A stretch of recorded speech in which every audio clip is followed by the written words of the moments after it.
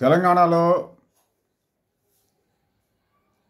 Chemical factory ప్రమాదంలో 15 మంది వరకు చనిపోయారని, 34 మంది అంతమంది గాయపడ్డారని చెప్పి వార్తలు వస్తున్నాయి. నష్టపరిహారానికి మాత్రం ప్రభుత్వం బాధ్యత వహిస్తుంది, గ్యారంటీ ఇస్తుంది. అయితే తన ఎక్స్గ్రేషియా ఇస్తుంది, తెలియదంటే కనుక కంపెనీ దగ్గర పరిస్థితిని బట్టి ఇప్పిస్తుంది.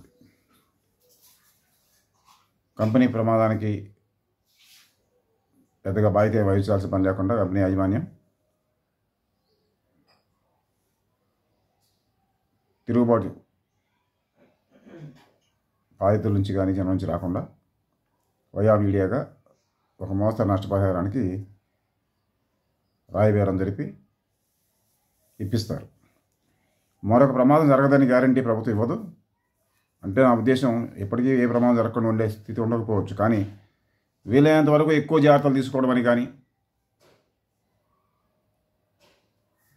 అధికారులు లంచగొండితనం పూర్తిగా నిర్మూలించి తనిఖీలు ఎప్పటికప్పుడు అప్రమత్తంగా చేసేటువంటి వైఖరి అవలంబిస్తామని కానీ గ్యారంటీ ఇచ్చే పరిస్థితి లేదు. అధికారులు లంచగొండితనం లేదనే మాట చెప్పగలిగే స్థితి అధికార యంత్రాంగం కానీ అధికార ఉద్యోగ సంఘాలు లేవు, ప్రభుత్వం లేదు.